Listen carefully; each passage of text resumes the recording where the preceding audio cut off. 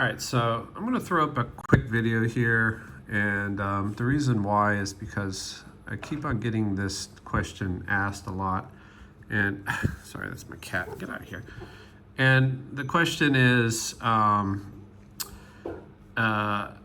hydrostructural, you're pushing on the abdomen, and can I see that? And I want to know what that looks like. Okay. And while that's true, I'm pushing on the abdomen. I haven't really seen someone that can just look at what I'm doing and then mimic it and do it correctly. Because there's just a lot more that goes into it than, you just push on someone's abdomen. For example, you have the chest cavity here, right? Okay, so that's going to be in the way. And, all of these techniques that are out there, they're usually pushing somehow on the outside here, okay? So I call it external techniques.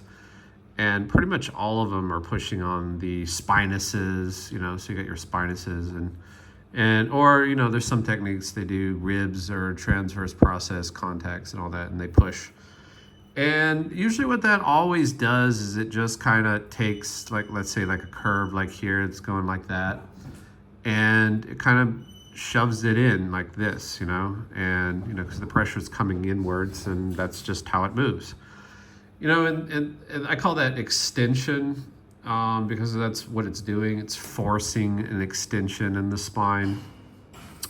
So when you put the spine into extension and then you put pressure on the outside through a spinous or whatever it is, it usually makes a crack noise. And everyone's in chiropractic and all these other techniques, they're all mistaking that for correction, because it makes a crack noise, and the person feels different, and it does do stuff. It's just not correction. That's not exactly what's happening here. And the reason why I say that is because, a force can come from the outside and whack on the spine here, and that's what causes injuries, so if I do a gentle force and I make a crack noise, how could that be correction?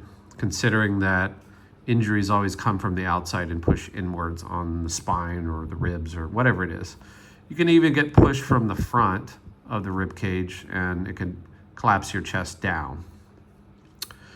So all of these are the reason why I think body work hasn't really reached any kind of valid, outlook or accredited, therapeutic modality. Cat, can you please? This cat is just being annoying.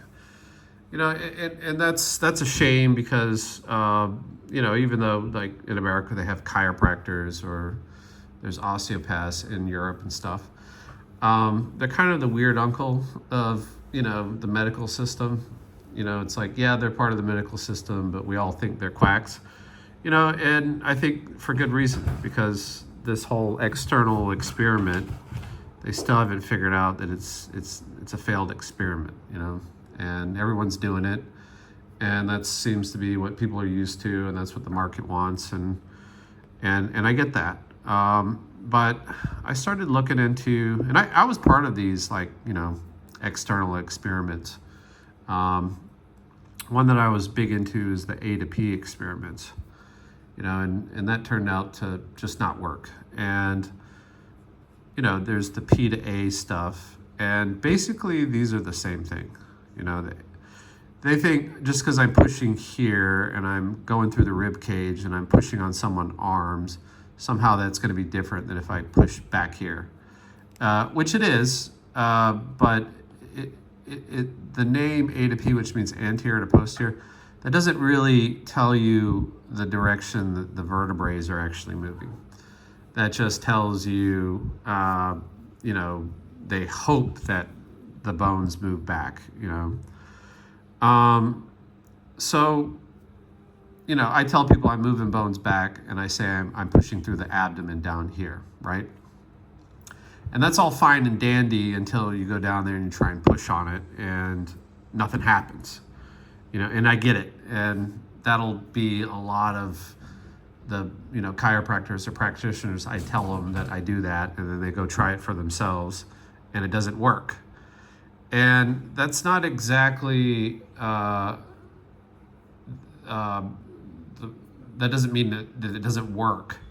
But what it does mean is Hydrostructural figured out something that I wish it was easy to just explain it.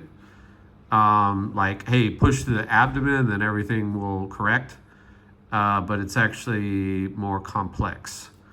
And most of these A to P techniques that are, let's say, pushing from the front, whether it's on a table, they're just using kinetic energy and they're pushing on the person's arms. And then they got this thing called a fulcrum hand back here. And that's pushing pressure onto this hand and onto like a block or a table or something like that, and squeezing the practitioner's hand in between that solid surface and your hand and the person's spine. And that's just creating a P to A inwards movement. Okay. And the thought is you can knock this forward and the other one will move back. Or there's the ridiculous notion that, that just makes the bone move back, which is nonsense. How can that happen? You ever seen a dent in your car? I mean, how can you push on the outside of the dent and make it go backwards? It'll just push more inwards, So, it doesn't make sense from the laws of physics. And anybody who trying to sell you that, the more you talk to them, you realize they'll eventually go, yeah, we are just knocking the bones forward and they're matching up. So why do it? I mean, why not just do a P to A, get behind them and push on the spine, since it's doing the same thing. But in their mind, somehow that's different. So the P to A experiments were a failure, and they thought that they were better. If you get into some of these techniques, they think that they're better than P to A, even though they're doing the same thing. And their logic is that when bones get stuck forward, that's a misalignment. There's theories out there that there's no muscle to pull back here, and that's pretty true. But if you look at something like a spinal reversal, where this curve should go this way and instead it's going that way, you realize that bone that's stuck forward, there's also stuff around it that's extending backwards. And that actually has more to do with the misalignment that you can imagine, because this extension backwards creates a pressure of counter forces right where that reversal is wedged, basically. And if you're looking at x-rays, you'll always be able to find these, because you'll have a disc and it's a rectangular shape like that, and where these pinch points is, there's some science out there, they call it a poloidal pinch. I'm not going to get into that too much, but it's just two forces that are opposed to each other, or counter forces, and they create this pinch area. But you'll be able to see them on x-ray because they'll have this wedge disc look to them like this. Okay. And you'll see it in it's got that V shape to it. And this is where all the pressure is. And that's from the extension happening here as it compensates for this thing down here, which is stuck forward, or it's collapsing. Okay. And so, this is no good, because this area where it's pinched, the disc is thinning out and there's a lot of pressure there, And as it turns out, a lot of these techniques are just creating more of these wedge pinch disc situations. Okay, so that's what I was trying to fix. And I figured out that these A to P techniques over here, they weren't doing the trick. They were actually causing more of these wedge, disc degeneration to appear. And the screwball thing about it is, depending on the technique, is you would get more of them appearing where originally the disc was, a nice rectangular shape. You know what I mean? Well, I kind of drew it funky. But, here's a disc, and it was a nice rectangular shape like this. And then all of a sudden you do this treatment, and that turned into a wedge disc. Okay? And you go, well, okay, well, is that bad? And yeah, it is actually. This is degeneration. So the funny thing about that is you'd see it appearing, especially like the lumbar spine or elsewhere, maybe up here in the upper thoracics, for some of the techniques we were doing. But because the pressure, you create these pathologies somewhere else, the pressure would change elsewhere, let's say in your neck, and there's some techniques that were leaving the neck alone and they were doing all this stuff down here.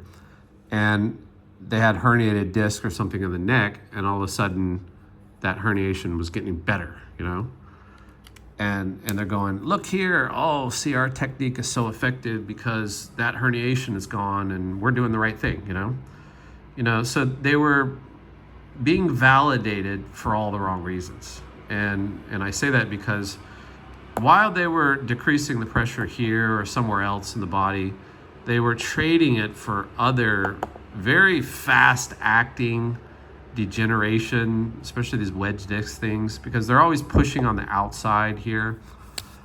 So they're creating pathological tension somewhere else in the body, and that moves that tension somewhere else. And that's fine and dandy when it goes into a position that makes the person feel better. But it's a gamble because you can also move that pressure, onto something that's already degenerated and they start to hurt like crazy. And that explains a lot of the reactions, people get from these body correction techniques. Okay. And hydrostructural stopped all that mess because instead of pushing out here, on the spinous or transverse process or on the ribs or pushing on the muscles from the outside, it figured out a way to utilize these hydraulic tissues in the abdomen. Now, of course, you've got to lock in the pressure. You have to compress this a certain way, in a balanced way, and then you have to figure out how to direct it to where you want it, to get the pressure to contact the anterior vertebral bodies. Okay, that's where the pressure is pushing. So let me get the ribs out of the way. So here's the inside, or I should say the anterior portion of the spinal column, okay?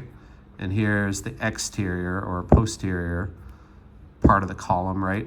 So instead of pressing pressure here, you're trying to get the pressure to push here, okay? And, a lot of these techniques kind of accidentally did that, and they were getting some small portion of correction. But they were still squashing too hard out on the outside here, and that was creating problems. So it's not accurate, these other techniques, the ADP, P2A, whatever, but sometimes they actually do what hydrostructural does, but they don't do it consistently. They don't do it with precision. They don't do it with the kind of comfort and just, stability inducing corrections that hydrostructural can give a person, because when you learn how to compress these abdominal hydraulic tissues, okay, and then drive it up through the torso, and in the lumbar you have to drive it down, and there's another technique for that where you're using the rib cage to drive it down. You get the correction pressure on the anterior, like I said, the anterior vertebral bodies, so all along this area here, okay? And we'll talk, if you come to the seminar, that we'll talk about the neck and all that. There's different stuff going on in there. I'm just talking about from C7 all the way down to L5, okay? To get correction, whatever, A to P, as it's called in chiropractic circles. But they never can do that. And they never can accomplish that. It's just hogwash. They're trying to say, yeah, push out here and somehow the bone moves backwards. Okay, let me see it happen. But, inadvertently, especially these wall-based, I was part of those experiments for years, and I was using these wall-based techniques that were pushing through the rib cage and through the arms. And those would actually sometimes create those movements. And so we got better results doing that, and symptoms would disappear and people would feel better, and you could see changes in the structure that were positive, but it definitely wasn't consistent at all. And it came down to pushing through the front of the chest and pushing through the arms. In hydrostructural, I mean, you've got to accurately navigate around all of those structures, the arms, the chest. You can't push on it at all. Otherwise, you won't get these accurate, corrections. You have to just utilize the hydraulic tissues. And that just turned out to be a big deal. It wasn't like I originally made this hype, some kind of theory that, oh yeah, you just have to, do it like that. It was through trial and error, and then I realized, oh, this is like getting even better the more I just use hydraulic tissues. And okay, we see you. We see you, buddy. We see you. Come on, get out of here. All right. He's not gonna go away. But what was I saying? Yeah, so just using these hydraulic tissues. Come on, get out of here. I know you want attention. Come on, go down. Go down. He just got a haircut, so he's all weird. And if I got any of the rib cage in there, it wasn't as good. And the arms just wasn't as good, And try and get chiropractors to stop doing that. I mean, that's their bread and butter. They're pushing on those things all day long. And they wonder why the person's shoulder hurts and why they have arm numbness and why they're having all these rib problems, Well, there's your answer. Well, a lot of it also has to do with they're not ever correcting the rib cage, and that's a big deal in hydrostructural.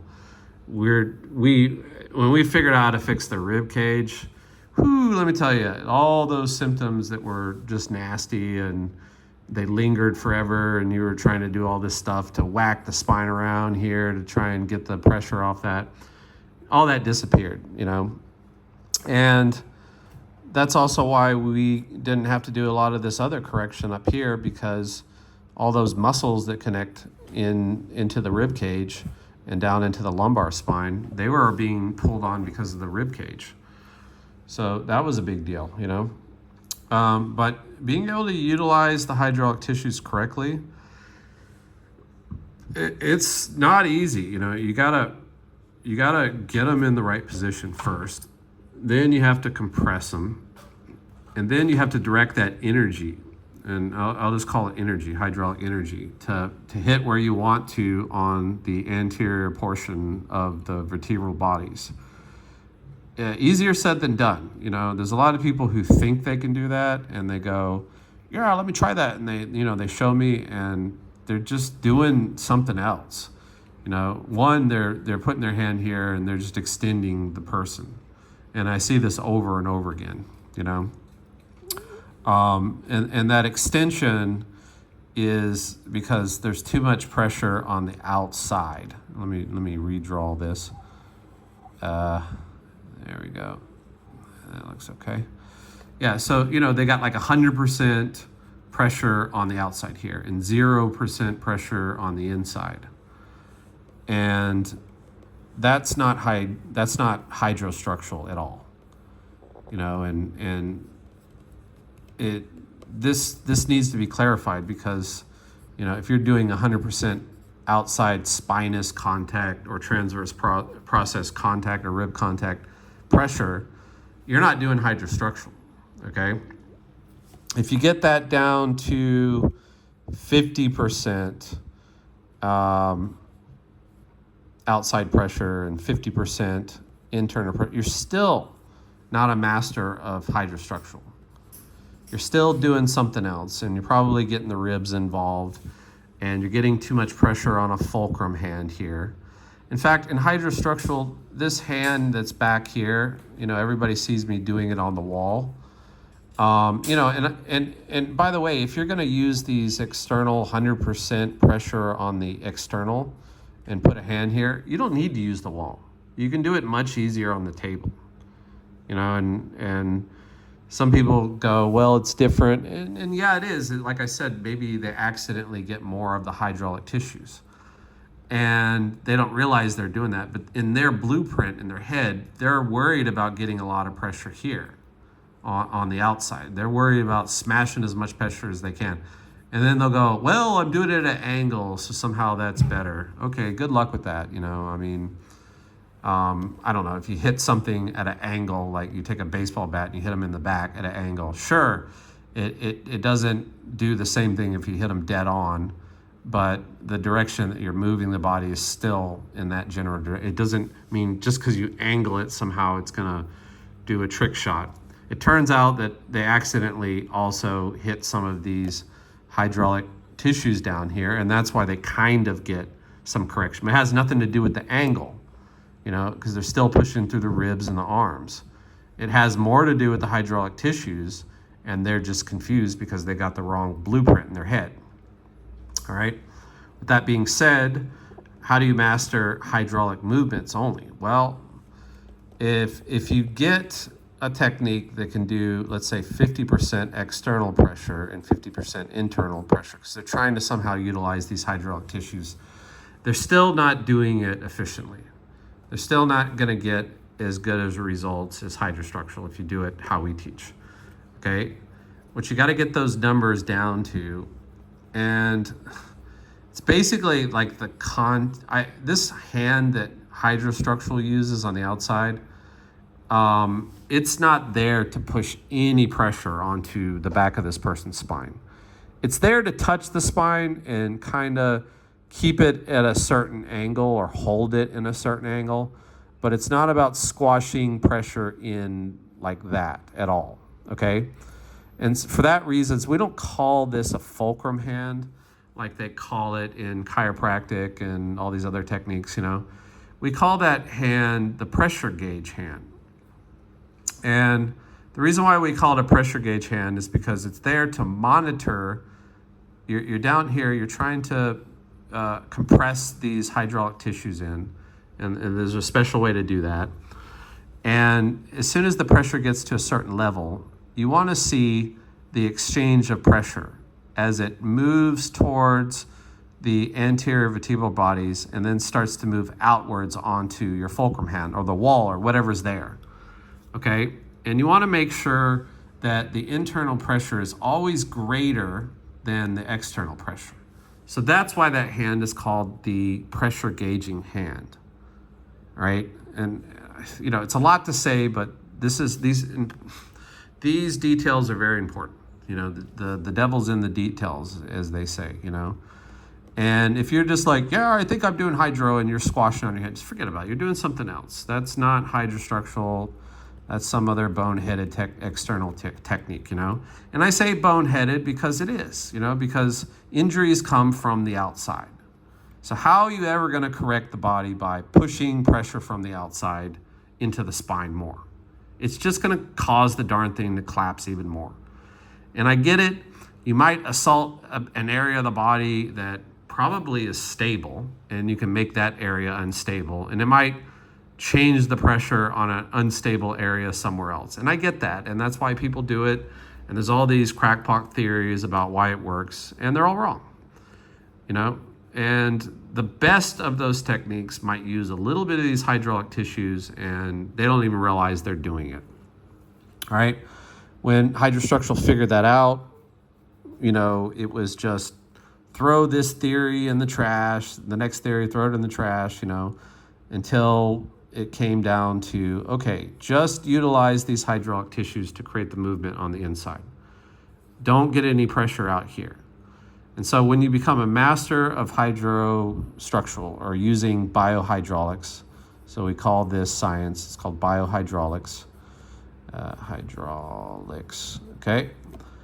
Biohydraulics teaches that you have to create the correction pressures internally, okay, and get them to make movement internally from inward stuck positions to outward. All right. And that means that a master has to achieve, like, you got your hand out here and you're only allowed to get maybe 10% external pressure, and you need about 90% internal pressure. And it might be even crazier than that, what I'm doing sometimes, because I literally sometimes, my hand is touching, right? And I'm moving, let's say C7 or some upper thoracic area, and the wall's like here, and it's not even touching my hand, and I'm shooting hydraulic energy up towards that adjustment area, and I'm getting these big correction movements, and there's absolutely there's like zero external pressure on my hand. I feel like a little bit of movement, and that's about it, but it's just the bones kind of, making sound and creating vibrations and stuff. So that's pretty different. Okay, so this is a completely different approach, completely different paradigm. I've never heard this before from some other diversified chiropractic technique or some basically a ripoff. If you look at all these other techniques, they're all external base, even the ones that are, A to P, they're all external base. They're all pushing on the outside here, and they're trying to fool you. There's some magic angle, and that's the carrot on the stick, if you believe in that, that somehow they mastered some angle, blah, blah, blah. To do that type of correction, only found one way to do it, and it's this hydraulic thing, and I think that's what everybody who's been trying to make corrections, they get these smooth, clean corrections every once in a while, and they go, wow, how did that happen? They didn't realize that was hydraulic forces working in their favor. And I say working in your favor because hydraulics is always an amplification of forces. So if you're out here, being a bozo and pushing on people's arms and rib cage, you got to use all this force. You got to use your body's force trying to push kinetic energy into their ribs and their arms to try and get enough pressure on your hand or whatever you're putting back here to create movement, right? And that movement's always going to be smashing into the spine, and it buckles under the pressure and it creates extension. Even if you have the person flex forward into flexion, it's always going to create extension. So boom, go that way, okay? And you see techniques, they got the guy like this, and their head's down, like this, and they got a hand here, and they push all this energy onto it. And what happens is their body, gets jolted up, and right underneath their hand, it creates extension, and then they go, well, no, it's, I had them in flexion. And it's like, yeah, but with all that pressure coming in, created this micro extension, I guess you can say. Really what it did is it jammed it, and it created this, the bone gets wedged like that, underneath these, and they buckle underneath the pressure, and then that's how they form these wedge disc shapes, and don't take my word for it. Do these treatments to people, look at the before and after x-rays, you'll see that these wedge shaped pressure, thinning discs are popping up all over the place. And that's what we're calling correction, You do it hydrostructural and you get that movement. It reverses this and it creates the nice rectangular disc that you're supposed to have, And that's just the fact of the matter. I wish it was different. I was surprised that I figured this stuff out. I wish it wasn't me. It'd be much cooler to be part of a group than to be some vigilante going, hey, you know what? This external pressure stuff sucks, because, this is how people think that they make corrections in the body, and the truth is they're just moving stuff around. They're moving pressure around, and so it's a tough position for me to be in because, I gotta tell people, no, that's not correct. That's the wrong thing to do. And I doubt a lot of people will be very open to it. They're probably gonna, say, hey, I don't believe what you're saying. And I get that, but that's just the fact of the matter. And like I said, it'd be easier for me to be a part of a group and follow everyone and go, cool, man, let's make some crack noises. And, I got this cool hydraulic technique where I can make a lot of crack noise. I can use these hydraulic tissues and use external together, and boom, just move all, there's all kinds of cracking happen. It's not good for the body, long term doesn't work. And it's actually, if you do hydrostructural, it's really easy on the practitioner's body. It also feels good to the patient, and you get the correction movement, and you get the wows, and you don't wear your body out. When you're pushing through the arms and the chest and all that, it's hard on your body and it's harder on their body. It's a negative exchange of energies, basically. And, it hurts. The ribs get all misaligned, the shoulders, the AC joints, they get all this pressure in them, and people have symptoms from that. And, that maybe makes them neck symptoms or lower back stuff, And like I said, I could get those big crack noises before when I was first experimenting with hydraulics. And then I backed it down and I found precision, and then that's when I started fixing everybody, And you have old grandmas, I call them like C-types bodies, And you have people who've been in car accidents, and you have people who've, had surgery and have all these problems. These external pressure techniques, they don't react well to them at all. And I can relate to that. I had a car accident, so my body was really screwed up to begin with, and it took me a long time to adapt to these external techniques to get any kind of benefits from that at all. And if hydrostructural was around, I probably could have gotten that results very quickly in a couple of months. And that's what I'm seeing. And don't think that hydrostructural is some kind of weak technique just because it feels good, and those more forceful ones, big cracks and all that, and the person's, whoa, or they're in agonizing pain, sometimes that happens too. So it's risky doing that kind of stuff, but people do it, risk reward. They want to make people feel good and impress them or whatever. So they get those big movements, and I could get that major because when I used hydraulics to move stuff here plus external pressure, it's amplification of forces. So if you put 1 unit of force into these hydraulic tissues, on the backside here, you can get like 10 times the amount of force. So think about it, if I put like 1 unit of force here, or if I put 1 unit of force through their arms and the rib cage, if I put 1 unit for it just barely does anything to your hand here. But I put 1 through here, it's almost like I pushed real hard, because it's a 10-time amplification. And plus, you're doing it through these soft tissues down here in the abdomen. The nervous system is set up different down here than it is up here because there's a lot of external periosteum, so it's signaling to the brain that, some kind of assault is coming from the outside.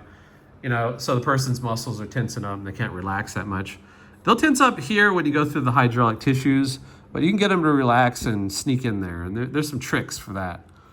And it's really cool if you learn those tricks because these corrections happen like magic, and it's like the opposite of what you would get in, kinetic energy forces. Think of it kind of like if you want to go faster underwater, you have to walk slower in order to get momentum up underwater. Well, it's kind of true because you're pushing on water here, so it's a slow and steady and kind of long pressure that you're trying to create.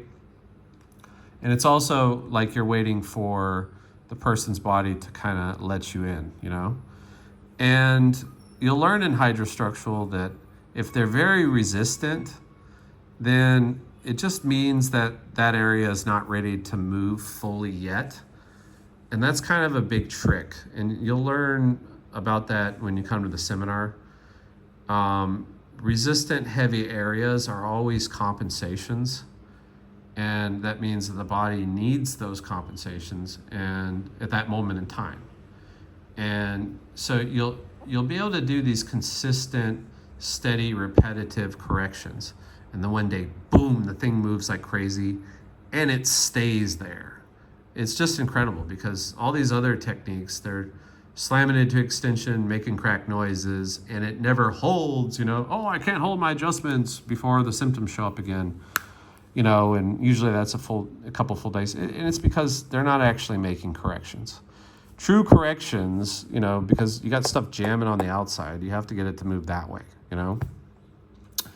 Easier said than done because of those counter forces. That's kind of the problem, and even the best of them can only every once in a while get some partial correction movement, And the jamming the thing in there to misalign one area to make the other area go back into alignment, that doesn't work either. It just digs a deeper hole, And I hope this clears up a lot. I can go on a rant for this for hours. I mean, there's so much content to talk about, and I've been talking for a half an hour, and I probably just scratched the surface, honestly. You want to know more about it? What you really want to learn is how to do these corrections, okay? And you're more than welcome to try and get down there and figure out how to do it yourself. And I can tell you, I played around with these tissues for years until I actually figured out how to make the correction, okay? And the reason is because the correction movement is counterintuitive. You always think you gotta get some big crack or get some, something like that. And sometimes it's just this subtle boom, from the inside. And that's it. That's the correction movement. Or their body is resisting and you get enough in there until, you just hit a dead stop on those resistant forces. And then you realize that's it. That's all I can do for this area. And you made a perfect correction. And then you look at the person and go, oh my God, look, they popped up, they're breathing better, everything looks better. And you're like, well, what did I do exactly? You just have to get used to that, and it's you're setting them up later on down the road to where those restricted areas that are stuck under all of these forces, counter forces, stuff like that, because they're compensating because the body's unstable, later on down the road, that thing will move back into the correct position. But you have to become an expert in using biohydraulics in order to figure out how to do that consistently, predictably, without making all these screwball mistakes. I mean, even in these A to P correction techniques, the best I've seen is some guy with a big fat belly, and he squashes in here and he gets these movements and he's teaching everybody to push through the arms because that's what he's doing, but his belly is involved in the whole thing. And turns out that was, he was kind of doing a crude form of hydraulics. Definitely not accurate, definitely not consistent. And it only worked on several areas, and on other areas it didn't do a thing. Not that it didn't do a thing, it actually created misalignments, and then he totally screwed up the other parts of the body. And that's why I don't recommend that technique or anybody try and learn it, because it's impossible to learn it, because what he's doing is just a craftsmanship skill. It's not a reproducible skill. It's craftsmanship just means somebody, like Michael Jordan, who can copy him, you just can't, because he could do it with his body type, so, but or the general population, we have to learn some kind of skill or technique that's replicatable, reproducible, across the board, so that we can get, the thing to make corrections every time for us. It's kind of like having an airplane that only one pilot knows how to fly. It's not a useful airplane. You need to make, an airplane that everybody can fly. They can learn how to fly it. They can do the drills and stuff like that, and go through the checklist and get it all done. And Hydrostructural has already figured all that stuff out. It's a working, functional technique that's just miraculous. That's all I can say about it. You got to try it out. You got to do it. You got to learn it, and you'll know what I'm saying is true. And there's only one way I can prove it to you. Just come to a seminar. In Shanghai, I do 4-day mentoring courses. That seems to work. And Say bye, kitty. He's over here wiggling his tail. He knows I'm about ready to turn off the thing. See you guys. Bye.